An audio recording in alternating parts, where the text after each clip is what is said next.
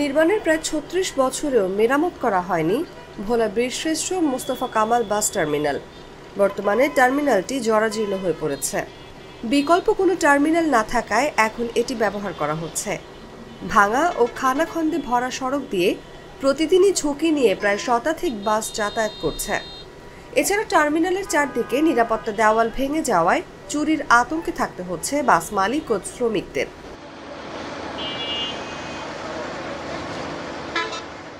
যাত্রী ছাউনি না থাকায় সড়কে অপেক্ষা করতে গিয়ে ঝুঁকিতে থাকতে হচ্ছে যাত্রীদের। এছাড়া পাবলিক টয়লেট না থাকায় চরম বিপাকে পড়েন নারী যাত্রীরা। এতে চরম ভোগান্তিতে পড়েছেন প্রায় 15 থেকে 20 হাজার যাত্রী। এই বাস স্ট্যান্ডটা অত্যন্ত নাজেহাল অবস্থা, মানে জরাজীর্ণ অবস্থা। এখানে নেই কোনো পাবলিক টয়লেট, নেই মানে যাত্রীদের যে বসার যে স্থান, এটাও মানে নেই। বাসের টিকিট কাটছি, দীর্ঘক্ষণ ধরে দাঁড়ায় আছি, ঠিক আছে, রোদ্রের ভিতরে, রোদের তাপে থাকতে পারতেছি না। এখানে কোনো যাত্রী ছাউনি নাই। এখানে যাত্রী ছাউনি নাই, এটা ছাউনি এখানে খুব প্রয়োজন, বাচ্চা নিয়ে দাঁড়া থাকতে হয়। টার্মিনালে গিয়ে জানা গেছে ৩৬ বছর আগে ভোলা বীরশ্রেষ্ঠ মোস্তফা কামাল বাস টার্মিনালটি নির্মাণ করা হয়। এই টার্মিনাল দিয়ে প্রতিদিন 5টি রুটের শতাধিক বাস যাতায়াত করে। কিন্তু ভোলার গুরুত্বপূর্ণ বাস টার্মিনালটি নির্মাণের বহু বছর কেটে গেলেও সংস্কার না করায় জরাজীর্ণ হয়ে পড়েছে। টার্মিনালের সড়ক ভেঙে বড় বড় খানা খন্দে পরিণত হয়েছে। ভেঙে গেছে চারপাশের নিরাপত্তা দেয়াল, নেই যাত্রী ছাউনি ও পাবলিক টয়লেটও। যখন বাস স্ট্যান্ডে ঢুকি বড় বড় গর্তের কারণে আমরা আতঙ্ক থাকি, আমাদের গাড়ি কি উল্টি পড়ে নাকি, আর এতে আমাদের স্প্রিং ভাঙে, গাড়ির বডি ক্ষতি হয়, সব দিয়ে আমাদের সমস্যা হয়। যদি বাস স্ট্যান্ড যদি ভালো হয় তা আমাদের জন্য খুব ভালো হয়। ভাঙ্গা গর্ত, এতে দিয়ে আমার গাড়িতে অনেক সমস্যা দেখা দেয়।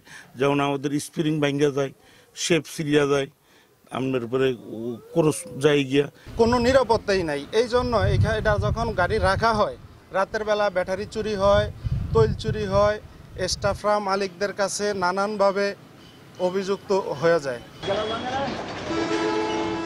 ভোলা পৌরসভার নির্বাহী প্রকৌশলী মোহাম্মদ জসিমউদ্দিন আরজু বলেন, আপাতত বীরশ্রেষ্ঠ বাস টার্মিনালের সড়ক ব্যবস্থা, ড্রেন ও সড়ক বাতির উন্নয়নের জন্য একটি ছোট প্রকল্প অনুমোদনের অপেক্ষায় রয়েছে।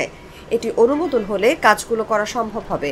এছাড়াও পরবর্তীতে বাস স্ট্যান্ডটি একটি আধুনিক বাস স্ট্যান্ডে রূপান্তরিত করা হবে। তিনি জানান, প্রায় 3 একর জমির উপর 1988 সালের দিকে ভোলা বীরশ্রেষ্ঠ মোস্তফা কামাল বাস টার্মিনাল নির্মাণ করা হয়।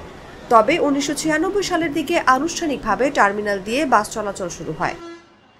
আমরা এটিকে এখন চালু রাখার জন্য ইতিমধ্যে 3 কোটি টাকা ব্যয়, এর আভ্যন্তরীণ যে সড়কসমূহ, তার যে ড্রেনেজ ব্যবস্থা এবং সড়ক বাতি, এইগুলি নির্মাণের জন্য স্থানীয় সরকার প্রকৌশল অধিদপ্তরে একটি স্কিম প্রেরণ করেছি। এটি যদি অনুমোদিত হয় তাহলে বাস টার্মিনালটি আপাতত ব্যবহারে কোনো অসুবিধা হবে না, নাগরিকরা কিছুটা হলেও স্বাচ্ছন্দ্য পাবে।